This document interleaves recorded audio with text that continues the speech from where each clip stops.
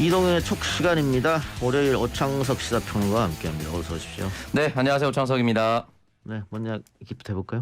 네, 사전투표 이야기를 안 할 수가 없습니다. 말씀하셨다시피 오프닝에서 20대 대선 사전투표율이 무려 36.93%로 역대 최고 수치로 나왔습니다.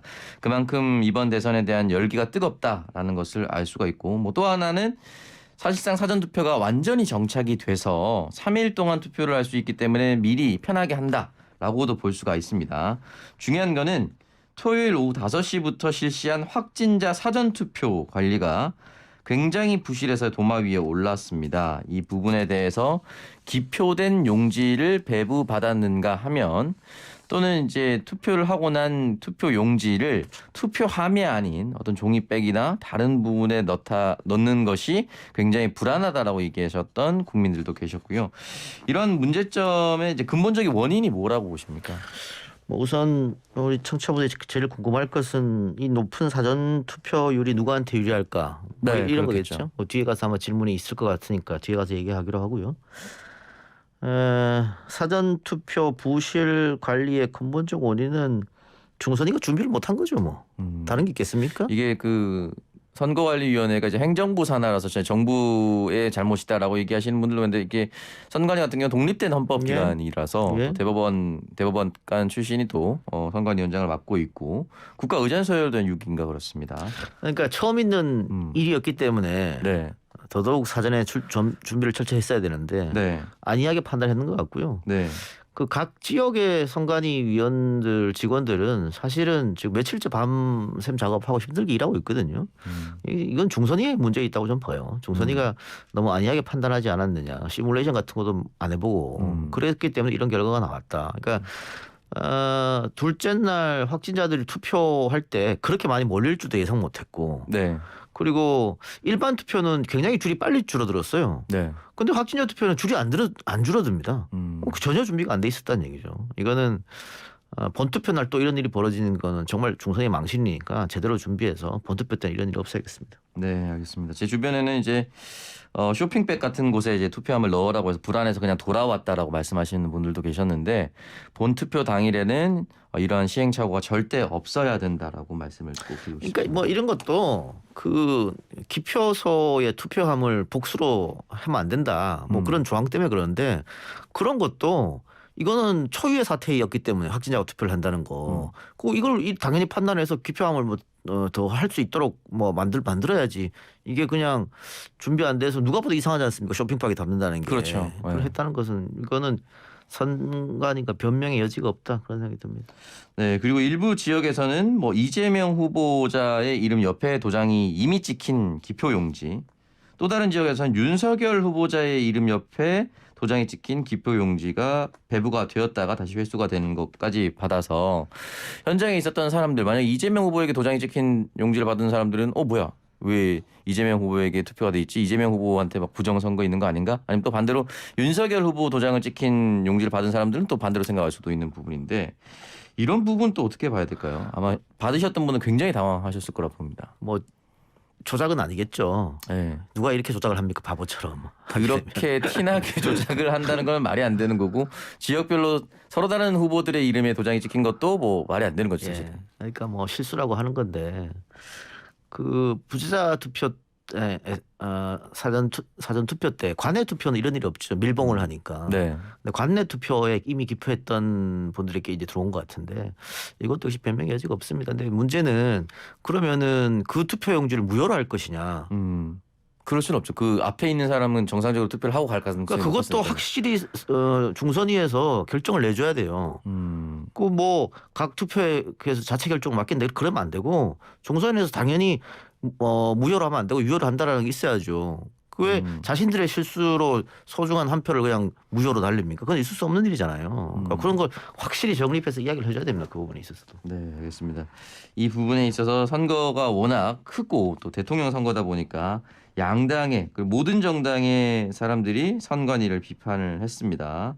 이 부분에 대해서는 아마 조금 더 이어질 거라고 생각이 드는데, 중요한 건 노정희 선관위원장이 사전투표 기간 동안 또 출근도 하지 않아서 금요일 토요일 이틀 동안 출근하지 않아서 또 논란이 되고 있습니다. 아무래도 이 선거를 선관위원장으로서 진두지휘를 하면서 현장의 상황을 실시간으로 보고받고 피드백을 줘야 되는데 공백 상태였다라고 볼 수가 있습니다. 노정희 선관위원장 사퇴해야 된다라는 얘기까지도 나오고 있는데 어떻게 보십니까? 예, 이거는 뭐 책임져야죠, 본인이. 이 정도 큰 문제가 벌어졌으면 책임져야 되는 것이고.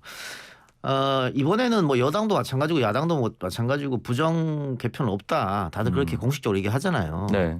그렇게 얘기함에도 불구하고 이런 일을 벌였기 때문에 결과적으로는 누가 이기든 간에 시끄러울 수밖에 없어. 선거 끝나고는. 우리가 역대 대선을 살펴봤을 때요.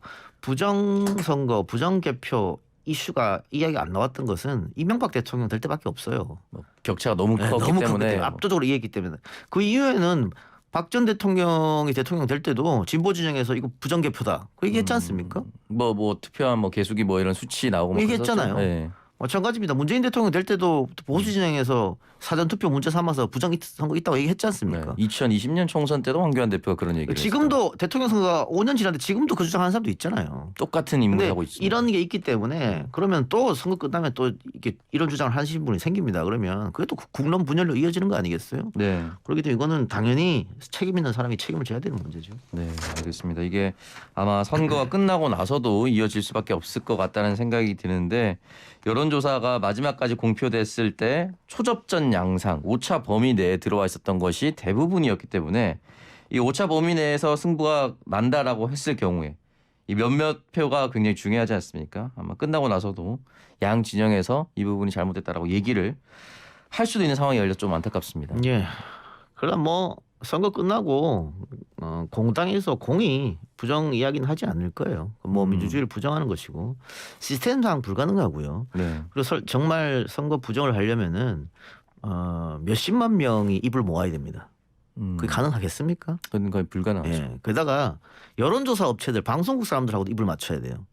예를 들면은 개표 결과가 뭐 A 후보가 이긴다고 나왔는데 출구조사에서는 B 후보가 압도적으로 이긴다고 나와 보세요. 이상하지 않겠어요? 이상하죠. 그런 것도 다 짜맞춰야 될 거 아닙니까? 근데 그런 거기 때문에 아마 양 정당에서 부정선거 이야기는 공식적으로는 하지 않을 것이다. 다만 의심하는 분들은 뭐 당연히 있을 수밖에 없죠. 알겠습니다. 그리고 이제 처음 말씀해 주셨던 내용입니다. 사전 투표율이 역대 최고를 기록을 했고 바로 직전의 대통령 선거인 19대 대선 26.1%와 비교하더라도 무려 10%가 높은 수치입니다. 이번 사전 투표 열기가 이렇게까지 높은 이유는 뭐라고 보십니까? 이거는 이동희 촉시간에 계속 언급했습니다. 역대급 기록할 거라고. 뭐 너무나 당연한 거예요. 그러니까 네. 사전 투표가 이제 정착이 됐잖아요. 네, 정착됐기 맞습니다. 때문에 시간 있을 때 가서 찍는 거죠. 그게 정착된 게 가장 큰 요인이고 두 번째는 코로나입니다. 어떻게 될지 모른다. 내가 다음 주에 확진될 수도 있다. 그럼요. 네. 예. 그래 코로나 그 문제가 있기 때문에 사전 날짜를 딱 본투표만 하는 게 아니고 3일의 시간이 있기 때문에 그 중에 하나 한다. 뭐 그런 게 뭐 당연히 있을 수밖에 없고 또 세 번째 얘기하면 보수 진영에서 처음으로 대통령 후보부터 시작해서 사전 투표 동료 운동을 했습니다. 그래서 보수 진영에서 많이 들어왔어요. 네. 뭐 그런 거 뭐 그런 세 가지 것들이 올려가지고 가장 높은 사전 투표를 기록했다. 그렇게 보여지는 거죠. 네, 알겠습니다. 사실 뭐 저 같은 경우도 이제 본 투표 날보다 사전 투표를 선호하는 이유가 다른 지역에 가서도 투표를 할 수가 있기 그럼요. 때문에 뭐 출근했을 때, 뭐 편하죠. 일하러 왔을 때 예. 근처 주민센터 들리는 경우가 많습니다.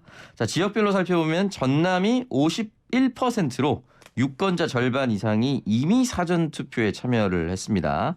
호남 같은 경우는 전통적으로 이제 민주당의 텃밭이다라고 하지만 이번 대선에서는 이제 국민의힘이 많이 또 공을 들였고 뭐 이준석 대표는 막 30%까지 넘볼 수 있다 이렇게 이제 자신감을 내비치기도 했었는데 이 호남 지역의 사전 투표율이 높은 것 여야는 아마 각자 유리하게 해석을 하고 있을 것 같습니다. 민주당은 단일화의 역풍으로서 민주당 지지 세력이 결집했다라고 볼 수도 있고요. 각자 해석하기 나름인데 이 작가님 해석하기에는 어떻습니까? 각자 해석하기 나름인데 오창석 평론가는 어떻게 해석합니까? 저요? 저는 뭐 개인적으로 솔직히 큰 의미 없다고 생각합니다. 왜요? 원래 호남 지역은 원래 사전 투표율이 높았고 그랬기 때문에 이 부분에 대해서는 사전 투표율이 높고 본 투표가 뭐 안 할 사람들이 다 안 할 것이다라고 보기는 어렵고 늘 하던 사람이 조금 일찍 했을 뿐이다라고 저는 생각이 듭니다. 그래요? 네. 네, 오평론가 말처럼 지금 사전 투표율이 높았던 1, 2, 3등 지역 뭐 전남, 전북, 광주, 세종 있잖아요. 네. 역대로 늘 1, 2, 3, 4등 하던 지역이에요. 그러니까 그 지역이 그냥 1등 한 것이고 네. 역대로 늘 꼴찌하던 경기, 대구 이번에 또 꼴찌했잖아요. 네, 맞습니다. 예, 그러니까 지역적 특성이 있어서 이렇게 된 거예요. 다만 민주당 입장으로서는 경기도에서 투표율이 좀 높았으면 하는 생각을 할 거예요. 그 유권자도 많고 이재명 후보가 경기도지사이기도 그러니까. 했고요. 예. 그런데 사전투표 최하위를 기록했으니까 본투표를 기대하고 있을 테고 마찬가지입니다. 국민의힘도 자신들의 텃밭이라고 하는 대구에서 사전투표율이 제일 낮은 것도 불만이 있겠죠. 네. 그럼 역시 본투표를 기대할 테고 그런 게 있습니다. 그리고 호남이 뭐 결집해서 사전투표율이 높았다 그건 아니고요. 늘 높았으니까 이번에 높은 거고요. 다만 어찌 됐든 간에 사전투표율이 높으면은 민주당한테 유리합니다. 그러니까 지난번 재보궐 선거 때 사실 18% 정도로 민주당이 깨졌잖아요. 네, 서울, 부산 다. 국민의힘이 압승을 거뒀는데 그럼에도 불구하고 사전투표에서는 민주당이 이겼어요. 그래서 사전투표율이 높으면 민주당이 높다. 또 이 호남이 사실은 영남에 비해서 인구가 굉장히 적지 않습니까? 그렇습니다. 근데 그게 과거에 뭐 여러 가지 것들 때문에 출향 인사들이 많아요. 특히 수도권에 많이 살고 계시죠. 그런 분들한테 영향을 미칠 수도 모르겠다. 뭐 그런 생각하면 사전투표율이 높으면 민주당이 유리하다. 다만 사전투표율이 이렇게 높고 특히 호남이 결집했다는 걸 보면 영남에서 반대로 본투표를 결집할 수도 있다. 뭐 그렇기 때문에 크게 좌우하지는 않지만 사전투표율이 높으면 민주당이 유리한 건 맞고 그러면 본투표 때 국민의힘에서 얼마나 나오느냐 이게 중요한 거죠. 이번에는 코로나 선거이기도 하고 또 언론에서 끊임없이 비호감 대선이다. 역대급 비호감이다. 그래서 정치 혐오를 부추기 않지 않습니까? 네. 그리고 정치 혐오를 부추기면 투표율은 당연히 떨어지죠. 그래서 모든 사람들이 지난 대선이나 지지난 대선보다 투표율이 낮을 것이다. 아마 70% 초반에 그칠 것이다. 근데 지금 사전투표율 보고 본투표 예측을 보면 지난 대선과 비슷하게 나올 것이다. 지난 대선 상당히 높았거든요. 네. 그러니까 지지난 대선에 73, 지난 대선에 뭐 76 이렇게 네. 갔으니까 상당히 7 높았습니다. 정도까지 올라왔습니다. 77까지 올라갔죠. 지난 대선 때까지만 나오면 또 역대급 투표율을 기록하는 거예요. 그러면은 샤이들이 있다는 거지. 아직까지 투표 표심을 정하지 않은. 그러면 여론조사에서 응답하지 않았던 사람들이 투표장에 나온다는 거예요. 그랬을 때 누가 더 많은 샤이를 갖고 있느냐. 누가 이재명이나 윤석열을 지지한다고 여론조사에서 말하지 않는 층이 있었느냐. 뭐 이런 쪽에서 결정될 수도 있겠죠. 네, 그렇습니다. 참고로 이번에 유권자 수가 약 4,400만여 명 정도가 되기 때문에 투표율 한 77% 정도로 계산을 해보면 약 3,300만 명 정도가 투표를 하는 것입니다. 현재까지는 이제 36.9%고요. 변수는 뭐 여론조사 언급 들었으니까 여론조사에서 가장 응답을 안 하는 층이 2030 여성들입니다. 그 2030 여성들이 여론조사에서는 응답하지 않습니다만 투표율은 2030 남성들보다 높아요. 뭐 그동안에 있었던 모든 선거에서 그렇습니다. 격차가 한 7% 정도 차이 날 정도로 많이 투표를 했습니다. 투표율, 그러니까 투표 충성률은 훨씬 더 높다라고 볼 수가 있는 거죠. 그런데 여론조사에는 응답하지 않았거든요. 네. 그 2030 여성들이 누구 손을 들어주느냐. 그러니까 아까 뭐 정수평 의원도 얘기했지만 깜깜이 들어가기 전에 딱 붙었잖아요. 네. 딱 붙었으니까 그 2030 여성들이 손을 들어주는 후보가 승리할 수도 있겠다. 뭐 그런 변수는 있습니다. 초접전 상황에서 응답하지 않던 사람의 응답이 공개됐을 때 그게 유리하게 작용할 것이다라고 말씀해 주셨고요. 자, 그리고 본 투표가 이제 이틀 앞으로 다가왔는데 코로나 때문에 말씀하셨다시피 투표를 먼저 할 사람들은 이미 다 했다라고 볼 수가 있는데 그럴 수도 있죠. 그럼에도 불구하고 투표 당일에는 이제 초접전이라는 상황 때문에 양측이 총결집할 것이고 양측의 지지자들은 조금 더 간절해지기 때문에 주변에 투표 동료를 더 많이 할 수도 있습니다. 그렇다면 결국은 높은 투표율로 이어질 수밖에 없을 것 같은데 투표율이 높으면 높을수록 뭐 특정 정당에게 유리한 부분이 있을까요? 아니면 그 부분 거랑 상관없이 그냥 결과가 나올까요? 투표율이 높았음에도 불구하고 보수 정당이 유리했던 것은 2012년 대선 박근혜 때밖에 없었어요. 그때는 뭐 박근혜 후보의 파워도 있었지만 사실은 이제 박정희 전 대통령의 후광 효과가 굉장히 또 컸었던. 그 양쪽 진영이 총결집한 선거 아니겠습니까? 네. 그러다 보니까 그랬는데 대체적으로 투표율이 높으면 진보 정당이 좀 유리한 건 사실이죠. 이번에 투표율이 얼마나 올지 잘 모르겠습니다. 사전 투표율이 굉장히 높았기 때문에 자연스럽게 본투표도 높다는 해석도 있고 방금 오창석 씨 이야기처럼 이미 할 사람 다 했다. 네. 그래서 투표율이 지난번보다 낮을 수도 있다. 이런 얘기도 하고 있거든요. 네. 근데 초접전이기 때문에 투표율이 더 높을 수도 있다. 그러니까 이명박 정동영 후보가 맞붙었을 때 투표율이 굉장히 낮았습니다. 70이 안 됐어요. 그러니까 너무 격차가 초반부터 많이 나다 예. 보니까. 원사이드로 누가 이길지가 네. 예측됐으니까.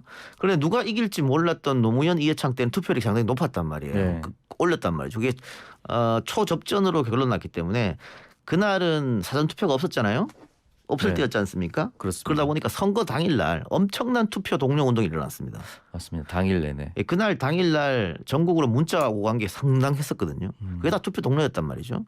그런 것들이 이번 선거에서도 초접전이니까 본투표 날 일어난다고 하면 투표율이 또 올라갈 수도 있겠고 그 초반에 말씀드린 대로 사전 투표가 이미 정착될 만큼 정착됐으니까 할 사람은 다 했다고 봤을 때는 그 뭐 70% 초반에서 그칠 수도 있겠고 사실 알 수가 없죠 그거는. 네.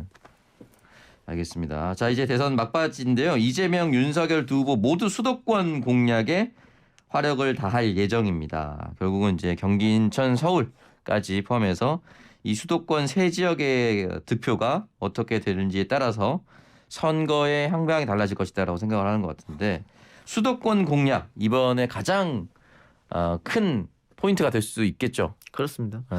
그 민주당이 사실은 경기 인천에서 지금까지는 선전을 못했습니다. 네. 그런데 이번에는 후보가 이재명이기 때문에 성남시장 경기도지사 출신이기 때문에 기대를 좀 하죠. 그래서 뭐 내심 3에서 5% 이상 이긴다. 그리고 서울에서는 바짝 붙는다. 그러면 우리가 이길 수 있다. 이 판단을 하는 것 같고요. 국민의힘에서는 반대죠. 경기 인천에서 접전을 만들고 서울에서는 뭐 오늘 권성동 의원이 10%까지 벌린다. 근데 10%까지는 어려울 거고요.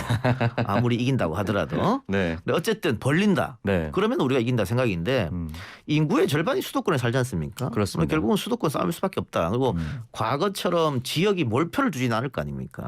양진영 모두 사실은 이제 지역의 경계가 많이 허물어져 가고 있는 것 같습니다. 특히 TK 지역 같은 경우에는 최초로 민주당 출신의 TK 후보니까 그것도 흔들릴 수도 있겠다. 그렇게 봤을 때는 결국은 수도권 싸움, 중원 싸움이라고 하죠. 네. 수도권과 충청 싸움. 그러니까 윤석열 후보가 충청의 아들이라고 어필을 했는데 그게 통할 수 있을지. 충청의 많은 도시들 중에서 대도시 인구가 많은 대도시는 이재명 쪽과 좀 기울어 있고 또 그 도시보다도 인구가 적지만은 그래도 숫자가 많은 중소도시들은 윤석열 후보 쪽으로 기울어져 있거든요. 이게 누가 더 투표장이 많이 나오게 하느냐. 그리고 자기들의 강세 연령층이 있습니다. 이제는 지역적으로는 투표가 좀 약해졌다고 합니다만 연령층은 더 강화됐거든요. 그러니까 민주당은 4050에 기댈 테고 네. 근데 4050이 인구가 가장 많은 구간이긴 합니다. 그래서 거기서 투표장을 많이 끌어오게 하는 작전. 국민의힘은 60대 이상 그리고 20대 남성 이분들을 얼마나 투표장을 끌고 오게 하느냐.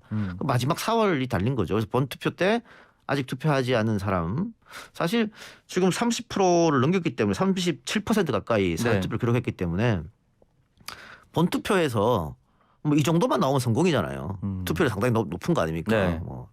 누가 가더라도. 그래서 마지막 아마 투표 독려하는데 4월을 걸지 않을까 양쪽 진영이 그런 생각합니다. 네. 그리고 그러던 와중에 오늘 이제 오후 신촌 유세에서 더불어민주당의 송영길 대표가 피습을 당했습니다. 유튜브 채널을 운영하는 한 사람에 의해서 이제 테러를 당한 것이나 다름이 없는데 이거 어떻게 봐야 될까요? 처음에는 뭐 다른 정당의 지지자인가 싶었는데 또 그런 건 아닌 것 같고 정치 과잉, 정치 관몰입이다라고 말씀하시는 분들도 있는데 이런 일이 벌어진 거에 대해서는 어떻게 보셨습니까? 뭐 이런 일이 벌어졌다고 해서 뭐 판사가 요동치고 그러지는 않을 겁니다. 그러지는 않을 텐데 일단 유세 현장에서 언제나 이런 일이 벌어질 가능성은 있죠. 과거에 박 전 대통령도 한번 비슷한 일이 겪었잖아요. 네. 이번에도 사실 굉장히 위험했어요. 그 쇠망치를 몇 차례 가격을 했기 때문에 네. 지금 뭐 내진탕 증세까지 있다고 하니까 송 대표가 그래서 이 안전 문제를 유세장에서 신경을 써야 되는데 안전 문제를 신경을 쓰다 보면 유권자랑 거리가 멀어지잖아요. 그리고 유권자들이 약간 위화감이 또 조성될 그렇죠. 수가 있습니다. 네. 그런 것 때문에 특히 유세장에서는 후보를 제외하면은 다른 연당에 올라가는 사람들한테 그렇게 좀 빡빡하게 하지 않거든요. 이것도 사실 뭐 일반 국민들한테만 맡겨둘 수는 없는 거니까 좀 경호를 좀 강화할 필요도 있다. 그런 생각도 듭니다. 네, 하여튼 케어를 빌겠습니다. 근데 이게 상대 진영에서 오창석 평론가 말처럼 상대 진영에서 했다고 보이진 않거든요. 네. 이 가해자가 그동안 찍었던 유튜브를 보니까는 송영길 대표를 굉장히 따라다니는 사람이더라고요. 유세 현장마다 다 영상 기록이 남아 있었습니다. 그래서 이걸 가지고 정치를 혐오한다거나 아니면 각 진영이 나눠서 싸우진 않을 테니까요. 네. 알겠습니다. 그리고 오늘 새벽이었습니다. 뉴스타파가 공개한 이제 김만배 씨의 녹음 파일이 지금 크게 이슈가 되고 있습니다. 김만배 씨가 부산 저축은행 사건과 관련해서 박영수, 윤석열 두 사람을 통해서 사건을 해결했다라는 내용이 담겨져 있었습니다. 실제로 조우형이라는 사람이 있었고 커피를 마시고 오면 된다라고 얘기를 했었는데 알고 보니까 작년 11월에 남욱 변호사가 증언했었던 내용에서도 그 커피만 마시고 오면 된다라는 게 나와 있어서 정황상 일치하는 내용이기 때문에 신빙성이 높다라고 얘기하시는 분들도 있고요. 또 조우영 씨 같은 경우는 이 당시에는 풀려나는데 그 후에 똑같은 일로 실형을 또 살았습니다. 그래서 또 봐주기 수사한 거 아니냐? 아니면 그때 그냥 무등했었다, 놓쳤다, 이렇게 얘기하시는 분들도 있는데 이 내용은 어떻게 보십니까? 끝날 때 다 됐는데 지금 실시간 14,000분이 넘는 분이 들어오셨네요. 기록을 세운 것 같습니다. 네. 엄청난 분들이 대선에 관심이 있어서 들어오신 것 같은데 네. 이틀 남고 이런 녹취록이 폭로가 됐지 않습니까? 네. 국민의힘에서는 조작이다. 혹은 이거는 공작이다라고 얘기하는데 민주당에서 한 게 아니잖아요. 언론사에서 했는데 이건 그렇죠. 공작이라고 하면 그리고 만일 민주당에서 했다고 하면 사전투표 전에 오픈하겠죠. 만약에 했으면 그게 파급력을 크게 키우려면 투표 한 표라도 던지기 전에 했을지 않을까. 근데 사전투표 끝나고 뭐하러 이걸 공작을 하겠습니까? 근데 이거는 언론사에서 했기 때문에 아마 언론사에서 그 윤석열 후보라든가 박영수 전 특검이라든가 이 사람들의 반론을 들으려고 하다 보니까 취재 때문에 시간이 좀 걸린 것 같아요. 그래서 이 시점에 이제 오픈된 건데 자 이틀 남았는데 과연 이게 어떤 표심에 영향을 미칠 것인가. 네. 보통 이틀 이렇게 선거 며칠 안 남고 네거티브가 흘러나왔다 공격했다 거의 영향을 못 미치거든요. 근데 지금은 양쪽 지형은 딱 붙었다 치고 중도층한테는 영향을 미칠 수 있겠다. 근데 그 중도층한테 영향을 미치는 게 윤석열 후보가 정말 봐줘가지고 대장동이 시작됐느냐 몸통이냐 이런 것보다는 네. 아니 이재명이 대장동을 다 해먹었고 설계자인 줄 알았는데 지금 보니까 억울했겠네? 이런 게 중도층한테 먹힐 가능성이 더 높다. 네. 근데 그게 표로 연결될지 잘 모르겠습니다만은 왜냐면 이틀밖에 안 남았기 때문에 네. 민주당에서는 사활을 걸고 이거를 버티려고 할 테고 국민의힘에서는 사활을 걸고 막으려고 하겠죠. 결과를 좀 지켜봐 알겠습니다. 네, 알겠습니다. 이동희 최고 오늘 여기서 마무리하겠습니다. 지금까지 오창석 시사평론가와 함께했습니다. 수고했습니다. 고맙습니다.